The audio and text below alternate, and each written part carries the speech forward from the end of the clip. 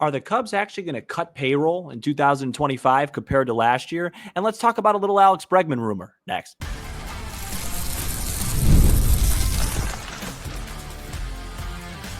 You are Locked On Cubs, your daily Chicago Cubs podcast, part of the Locked On Podcast Network, your team every day.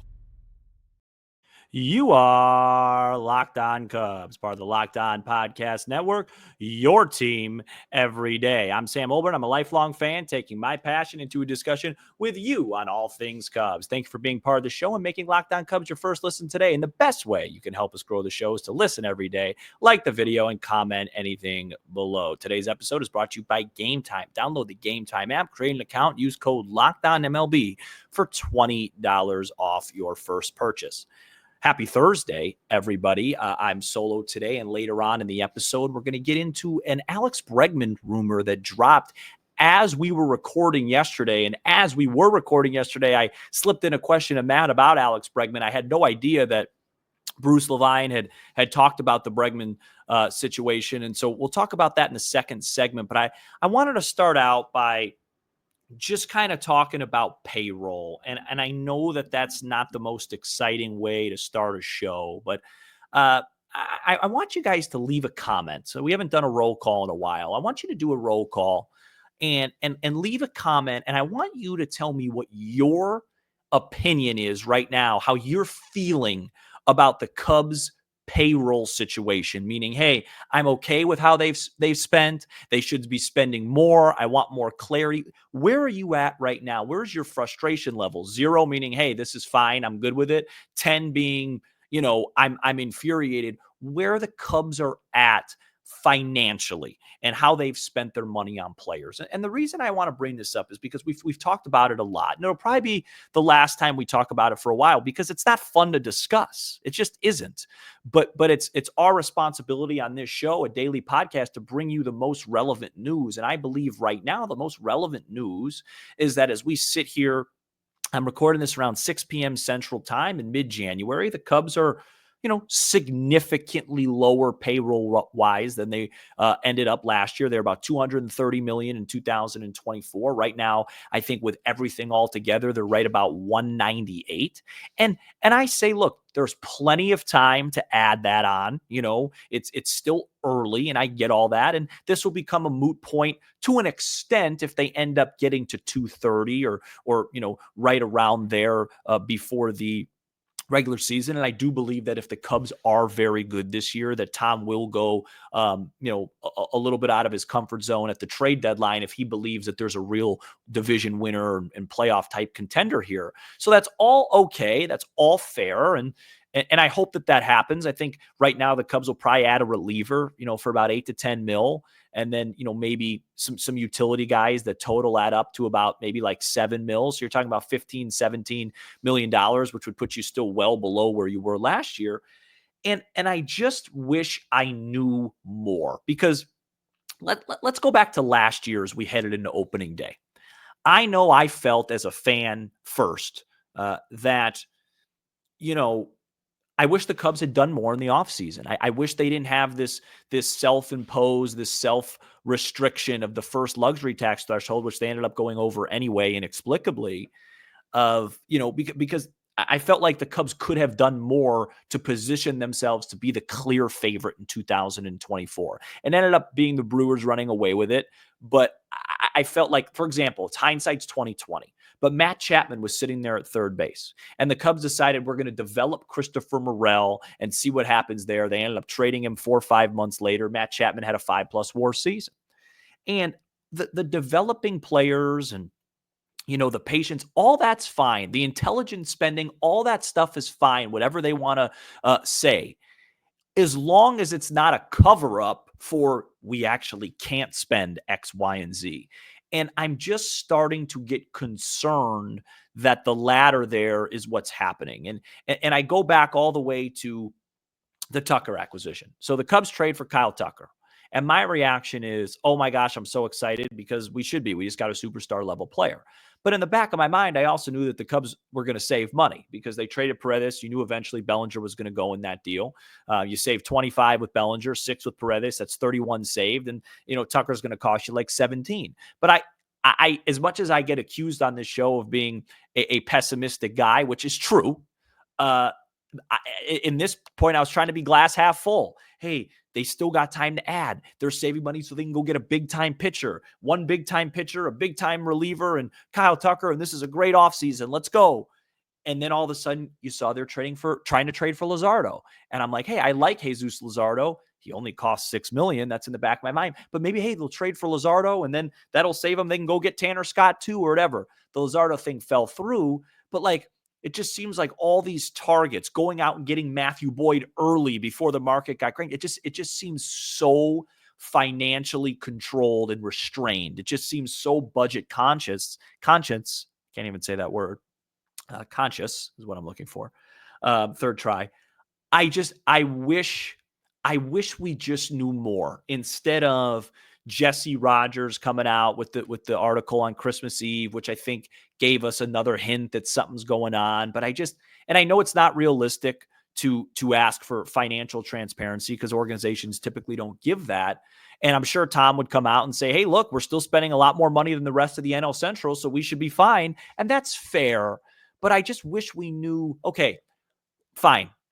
We're not going to be at the tier with the Dodgers and the Mets and the Yankees, but can we at least be in the 230, 240 tier this year to be in I don't expect top 3 anymore. I've forfeited that, but can we be like top 7 in payroll? Can we get there? I don't know. It's tricky to say where they currently are now because there's so much time left and maybe they eventually get there, but it just seems like, and it's not just the Cubs, a lot of teams are kind of in the waiting game for this CBA thing to get resolved and then, start on an even playing field and go from there. Because right now I have the same exact feeling as I did last year heading into opening day, and we have plenty of time. I think this could be a really good team. The Kyle Tucker thing has made me really excited, but I also feel we're like 1 or 2 moves away from just running away with this thing on paper. And I just don't think those 1 or 2 moves are going to happen. Now, those 1 or 2 moves are different than they would have been, say, a month or 2 ago. Because if the Cubs let's say the Cubs had a $250 million budget, you know what I mean? And they can go over that first luxury tax threshold. You go get Corbin Burns, this thing's a wrap. You know what I mean? It's a wrap. You got Burns, Steele, Imanaga, Tyone, Boyd with adding Kyle Tucker. I mean, the fans would be thrilled, and I think we'd run away with the division. But we have to figure out guys to trade for and do all these different things. And I just wish it was a little bit more clear instead of coming on, because every article that I've read Cubs related since the Tucker move and since the Bellinger move, was very, it's always financial budget related. And I'm just tired of it. And I just wish we knew more. And maybe the Cubs will surprise us. They'll make a move here soon and they'll get to 220, 225, which is acceptable. And we move forward, and there's still plenty to win with here. And I know that's what Tom's thinking and saying, and he's right. But I just, I wish we could be a little bit more involved in certain things and spend our money. Like, I was the guy that stood here and was like, hey, nobody panic on the Bellinger trade. This is fun. Let's see what they do with this extra $25 million. And yeah, my patience is waning a little bit because since then they've spent $7.75 million on Caleb Thielbar and Colin Ray. So, but time is of the essence. There, it's mid-January. They can make plenty of moves and, they could turn this thing around. And I get that, but I still think the bigger point still stands. And that is, the Cubs, it's changed a lot the last couple of years and become a lot more public with the financial limitations. And, Rosenthal has taken shots at the Cubs ownership, and indirectly, other guys have. And, I just wonder what's going on. And I wish we knew a little bit more. So let me know in the comments. I'm going to read them all. where you're at with the Cubs financial plan. And I'm not one of those guys, like I will always be a diehard Cubs fan. If they don't spend one penny the rest of the year, they have me and they know they have me because I love this team. It's part of my life. I'm not like that with any other team.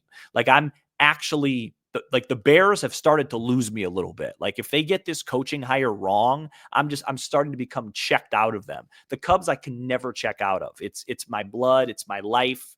I love this team. And so I'm not one of those guys that's going to be like, hey, if they don't do this and this, like I'm going to start. No, I love this team.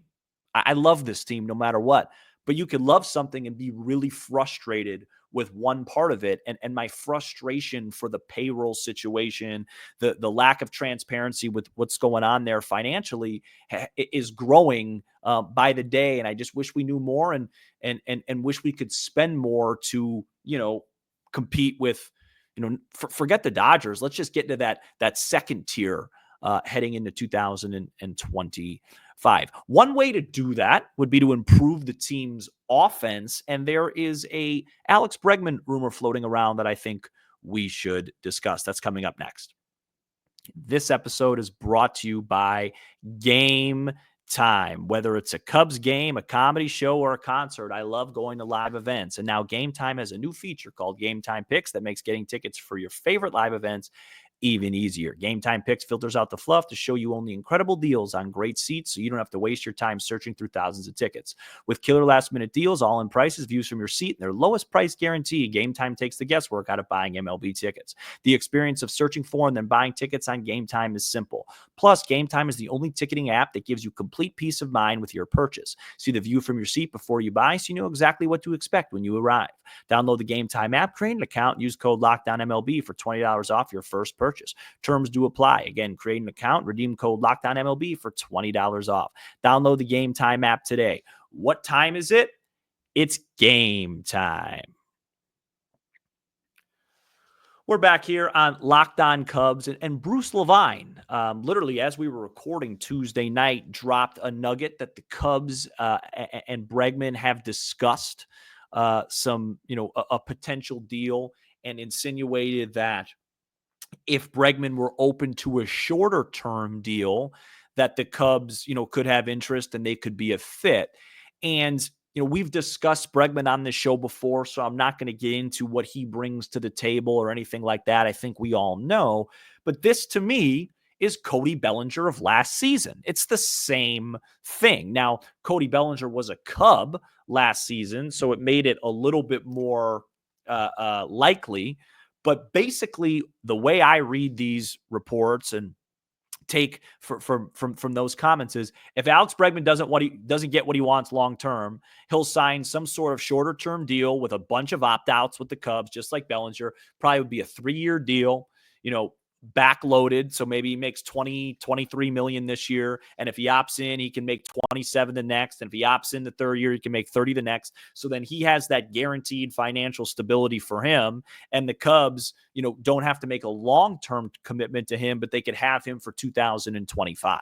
So, if the Red Sox and Tigers don't budge on Bregman and he's open to a shorter term deal, that's where the Cubs kind of sneak in. Now, if you skipped ahead and didn't listen to this first segment, these are the type of things where it's like, why do we have to wait? Why do we have to be that team? But I think in this case, and this is where it becomes like a slippery slope with the finance stuff, because I actually think in this case, I side with the Cubs. I wouldn't feel comfortable giving Bregman a 5, 6, 7-year deal because he could be on the decline of his career. I think he really could help this ball club in 2025, but I don't think I would want him around in 2027, 2028. So in this case, I think the Cubs are more in that umbrella of intelligent spending when it comes to Bregman versus, for lack of a better term, being cheap. But it's not like that with every situation. In this case, though, what would it mean for the Cubs, right? So you simply have to ask yourself, do you think the Cubs are better off offensively, with Alex Bregman at third base and Matt Shaw at second base versus versus Matt Shaw at third base and Nico Horner at second base? That's the first question. And then the second question would be, if you're like 50-50, would it put you over the top if we said, hey, the Cubs should sign Alex Bregman on a short-term deal, Matt Shaw moves to second base, and then Nico Horner and a prospect get packaged for a starting pitcher? And then, now you have that pitcher that you wanted, probably a little bit better overall. I think Bregman at third, Shaw at second would probably be a little bit better overall offensively, because I think pretty highly of Matt Shaw, and I think Nico will have a bounce back campaign. So I think it'd be better offensively. And then you can make the case it's not a big drop off defensively, because Matt Shaw would go to his more comfortable position at second base, and then Alex Bregman could play third, even though Nico's a brilliant defender. And this is all assuming that I'm assuming that if they get Bregman, that Nico Horner would be on the move. We don't even know if that's the case. So it's food for thought. I wouldn't put it on my list of things I think are really likely to happen. But the longer we go without seeing Alex Bregman sign a deal, I think the more likely the Cubs, have a real chance to acquire him. And, I would be excited about it. I would have to really do the research and think if I'm more excited over the activity versus the actual productiveness. But I just think with Matt Shaw, it would take a lot of pressure off of him. You could stick Bregman in the middle of the order. And, I think it makes you a better team in 2025. And then plus, I really want to see this team spend money. And so if they add Bregman, even if it's $20 million for 25 or 22, 23, and even if they end up trading Nico, at least they're adding more salary. Like I want this team. I feel like this team's close to being really good, and they just need a couple of pieces here and there. And that would definitely qualify as such. It's an interesting report. It doesn't surprise me. The Cubs executed this to perfection last year with Cody Bellinger. And honestly, Cody didn't have a great year last year. He was fine, but then they ended up trading him, and, they saved the majority of the money on the contract. So, Jed has experience with this. He's done a nice job with this, and, hopefully they could, if it's possible, they can make it happen. I think it's probably more likely that they go to a lower tier type of guy. We've talked about Moncada. Maybe they just keep Shaw third, and Workman, is the insurance policy there, and they sign a guy like Canna that we talked about yesterday, and then get a reliever. But that is a piece of news. It is a quiet time right now in the baseball sphere. We're waiting on Sasaki to make his decision. Presumably it'll be the Dodgers or Padres, and then maybe things will get going again as we head into the convention. But it's been pretty quiet here for a while since the winter meetings, and then that burns to the Diamondbacks drop. So we'll see what happens. Coming up next, I want to talk about the best and worst of the week. We are back here on Locked On Cubs, and I guess it's really not best and worst of the week because it's only Thursday, so we'll just do the best and worst currently of what's going on. And my worst of the week, or my worst of the time, is it's right off of what I just said at the end of the second segment. I wish we had a better situation in the offseason. The winter meetings were great, but there's still plenty of really, really good players that are unsigned. And it's like, I know it's, these guys get paid a lot of money and we don't feel sorry for these guys and whatnot. But can you imagine, like, you enter February and baseball's 2 months away and you still don't even know, where you're going to play? I wish there was a way to, speed this up. I wish there was a way to create a deadline and just have a little bit more action. And I think it would be so good for the fans. Like, winter meetings is fine. Boom. You have a large portion of action at the winter meetings, and then do something. Maybe it's like February 1st, everything needs to be done, or Valentine's Day or something like that, just a proposed deadline. So we know that moves are coming, because it's just been a very quiet stretch here for a while. That's frustrating. And, I'm really interested to see where Roki ends up. Dodgers or Padres, I guess potentially Blue Jays are possible. I think if he ends up with the Dodgers, I'm really interested to see the potential backlash from that because, I don't believe in dream teams in baseball because baseball's so random. It's not like the 2017 Warriors where you stick Durant, Curry, Thompson, Green, and Iguodala, and it's like if they're healthy, it's over because you just never know. The Padres were really close to beating the Dodgers last year. It was 2-1. But the Dodgers were also really banged up. They didn't have a lot of their pitchers. They weren't healthy. And if the Dodgers run out something like Yamamoto, Snell, Glasnow, Roki, with all the other pitchers, they still got Kershaw over there. They got, it's endless with Ohtani, Betts, Freeman. It would be really tough. And it would really interest me if other teams were kind of like, hey, we're going to compete and do the best we can, but we're not going to be able to spend or even come close to these guys until the CBA gets renegotiated after 26. But if you went to the Padres, that would be such a fun West Coast rivalry. That rivalry has already become, I think, like the modern rivalry. Like, Dodgers Giants is the history rivalry. Cubs Cardinals is a history rivalry. Red Sox Yankees. But I think the most exciting current rivalry in baseball is San Diego and LA. And it would really have a next chapter if the Dodgers were able to land Roki. So we'll see what he decides. My best of the week, it hasn't happened yet, but the Cubs convention starts this weekend. We got our meetup with Kyle, myself, and Matt Friday, January 17th. We'll get there a little early, maybe like 3:45. Come say hello to us. We'll take some pictures, talk Cubs, and I think it'll be a really good time.